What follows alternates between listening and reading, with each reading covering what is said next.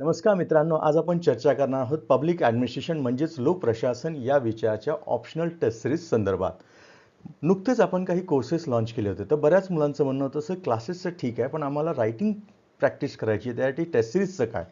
मग आजचा जो व्हिडिओ आहे तो पूर्णतः टेस्ट सिरीजच्या संदर्भात आहे, की टेस्ट सिरीजमध्ये आपण काय काय कव्हर करणार आहोत आणि कशा पद्धतीने करणार आहोत, त्याचे की फीचर काय असतील, कशा पद्धतीने पेपर्स आमचे चेक केले जातील, इव्हॅल्युएशन काय बेनिफिट होतील या टेस्ट सिरीजचे आम्हाला, आणि जर ॲडमिशन घ्यायचं असेल, कॉन्टॅक्ट करायचं असेल तर कुठल्या पद्धतीने करायचं. तर सर्वप्रथम ऑप्शनलला खरंच इतकं महत्त्व आहे का, की जेणेकरून UPSC असो किंवा नवीन MPSC असो, याचा आउटकम खरंच बदलू शकेल का? तर नीट बघितलं तर MPSCचा सिलेबस आणि UPSC आता जवळजवळ सेम झालेला आहे. आणि ऑप्शनलचं जर तुम्ही वेटेज बघितलं तर वेटेज आहे 500 मार्क्स. GXमध्ये मार्क्स मिळवणं अवघड असतं. मग मार्क्स मिळवण्याच्या दोन संधी आहेत. एक आहे ऑप्शनल आणि दुसरा आहे एसेचा पेपर. मग ऑप्शनलमध्ये जर तुम्हाला 500 पैकी मी पुन्हा रिपीट करतो 280 प्लस मार्क्स जर येत असतील तर ते अतिशय चांगले मार्क्स समजले जातात. 300च्या पुढे गेले तर अतिउत्तम, की जेणेकरून तुम्हाला इंटरव्ह्यूचा कॉल येऊ शकतो. मग पुढचा प्रश्न आहे, की सर या टेस्ट सिरीजच्या माध्यमातून आणि याच्यातून नक्की काय काय आपलं स्ट्रेंथन करता येईल. सगळ्यात महत्त्वाचं म्हणजे टेस्ट सिरीज करता लिहिताना तुम्हाला आन्सर रायटिंग स्किल असणं गरजेचं आहे. नुसतं कंटेंट असून उपयोग नाही, तर आन्सर रायटिंग स्किलही गरजेचं आहे. पण मग नुसतं आन्सर रायटिंग स्किल आहे तर चालेल का? अर्थात नाही. कंटेंटही तितकंच महत्त्वाचं आणि सगळ्यात महत्त्वाचं या दोघांनाही जोड असली पाहिजे. ते वेळेचं सुयोजन नियोजन. जर वेळेचं नियोजनच करता येत नसेल, पेपरच पूर्ण होत नसतील, तर मग उपयोग काय? त्यामुळे 3 गोष्टींवरती सगळ्यात जास्त भर दिला पाहिजे. रायटिंग स्किल, कंटेंट आणि टाईम मॅनेजमेंट. मग पुढचा प्रश्न आहे, सर टेस्ट सिरीजमध्ये आपण काय काय करणार आहे. तर टेस्ट सिरीज आता जर तुम्ही बघितलं तर MPSC आत्तापर्यंत तरी ऑब्जेक्टिव्ह होती. आता ती सब्जेक्टिव्ह झाली आहे, सेम ॲज UPSC सारखं. मग आपण काय करतोय, की सेक्शनल ॲज वेल ॲज फुल लेंथ दोन्ही टेस्ट घेतोय, की जेणेकरून पबॅड असो किंवा PSIR असो, हे दोन्ही विषय हे डायनॅमिक आहेत आणि करंट अफेअर्सशी लिंक आहेत. या दोन्ही पेपर किंवा या पेपरला सामोरं जाताना तुम्ही आत्मविश्वासाने जाऊ शकाल आणि जे क्वेश्चन्स असतात ते तुम्ही चांगल्या पद्धतीने टॅकल करू शकाल. मग साधारणतः ड्युरेशन काय आहे याचं? तर साधारणतः ड्युरेशन हे 2 महिन्याचं असेल. किती टेस्ट असतील? 6 टेस्ट असतील. 4 सेक्शनल आणि 2 फुल लेंथ. मग याचा अर्थ काय? तर नीट बघा समोर. जर तुम्ही बघितलं ऑप्शनलचा पेपर, तर ऑप्शनलच्या पेपरमध्ये 2 पुन्हा पार्ट असतात. एक पेपर 1 आणि एक पेपर 2. प्लीज समोर बोर्डवरती बघा. प्रत्येक पेपर हा 250 मार्कांचा आहे. पुन्हा या दोन्ही पेपरमध्ये पुन्हा सेक्शन ए आणि सेक्शन बी असे प्रकार पडतात. नीट बघा समोर. आणि पुन्हा कंडिशन काय आहे? तर नीट बघा. प्रत्येक सेक्शनमध्ये 4 क्वेश्चन असतात. यापैकी 5वा आणि पहिला प्रश्न दोन्ही सेक्शन्समधले कंपल्सरी असतात. उरलेल्या 6 पैकी तुम्हाला 3 सोडवायचे असतात.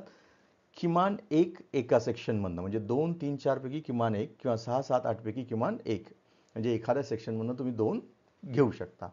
मग आपण टेस्ट कशा पद्धतीने डिझाईन केली, की जेणेकरून तुमच्यावरती टेस्टचं ओझंही नाही पडलं पाहिजे, पण नीट कव्हरही झालं पाहिजे. तर टेस्ट सेक्शनल म्हणजे काय असतील, तर सेक्शन एचा एक पेपर असेल, सेक्शन बीचा दुसरा पेपर असेल, पुन्हा पेपर 2 सेक्शन एचा कंप्लीट असेल, सेक्शन बीचा कंप्लीट असेल, obviously as per the examination method pattern only. आणि हे सगळं झाल्यानंतर संपूर्ण पेपर 1चा एक आणि संपूर्ण पेपर 2चा एक अशा पद्धतीने 2 फुल लेंथ टेस्ट असतील. आणि हा बेनिफिट नक्कीच तुम्हाला होऊ शकेल, की जेणेकरून एक्झामचा एक फील येईल. मग पुढचा प्रश्न, सर मोड काय असणार आहे? तर आता मला माहिती आहे बरीच मुलं ही लांब लांबच्या एरियात राहतात. कोणी कोल्हापूरला असेल, कोणी अकोला, यवतमाळ, वेगवेगळ्या जिल्ह्यांमध्ये असू शकाल. तर एक्झामचं मोड हे फक्त आणि फक्त ऑनलाईन ठेवलेलं आहे, की जेणेकरून तुम्ही घरून देखील, घर बसल्या देखील तुम्ही टेस्ट देऊ शकता. तुम्हाला क्वेश्चन पाठवले जातील, तुम्ही त्याची उत्तरं लिहून, वेळेत उत्तरं लिहून स्कॅन करून ती पाठवायची आहेत आणि अर्थातच मग ते पेपर चेक केले जातील. क्वेश्चनचं पॅटर्न काय असणार आहे, तर लेटेस्ट जे काही पॅटर्न आहे सिव्हिल सर्व्हिस एक्झामिनेशनचं, मग ते UPSC असो किंवा इतर बोर्ड असो, त्यांच्यासारखंच हे पॅटर्न असणार आहे. मग सर आन्सर शीट कशी इव्हॅल्युएट केली जाईल? आन्सर्स जे लिहिलेले आहेत त्याचं सगळ्यात पहिलं महत्त्वाची गोष्ट म्हणजे तुमच्या आन्सर्समध्ये, कारण का सर मी लिहिलं तर 40 पेजेस, पण तुम्ही मला 250 पैकी फक्त 16 मार्क्स दिले, असं का? अरे बाबा, त्याच्यासाठी काहीतरी कारणं असतील, की प्रत्येक आन्सर चेक करताना तुमची कन्सेप्च्युअल क्लॅरिटी आहे किंवा नाही हे पहिलं बघणं आहे. दुसरं, आन्सर रायटिंग स्किल आहे का तुमच्यात? आणि तिसरं, भाषेवरती तुमचं किती प्रभुत्व आहे, या गोष्टी चेक केल्या जातील. मग पुढचा प्रश्न आहे, अजून काही फायदे आम्हाला मिळतील का? अर्थातच प्रत्येक टेस्टनंतर मुलांचं म्हणणं असतं, सर आम्हाला मॉडेल आन्सर मिळालं तर बरं होईल. प्रत्येक टेस्टचे मॉडेल आन्सर तुम्हाला दिले जातील.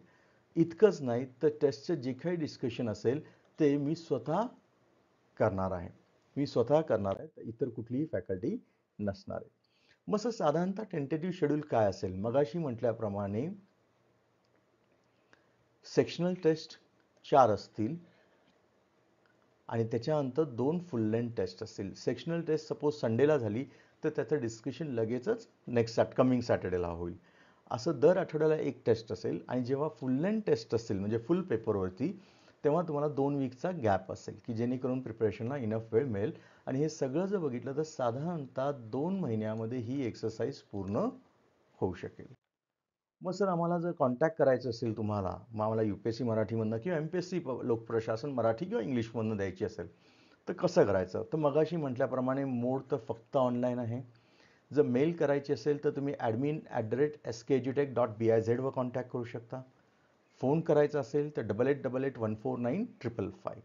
आणि लास्ट सगळ्यांचा प्रश्न असतो, सर फीज किती आहे? तर फीज आहे 5,999 इन्क्लुझिव्ह GST.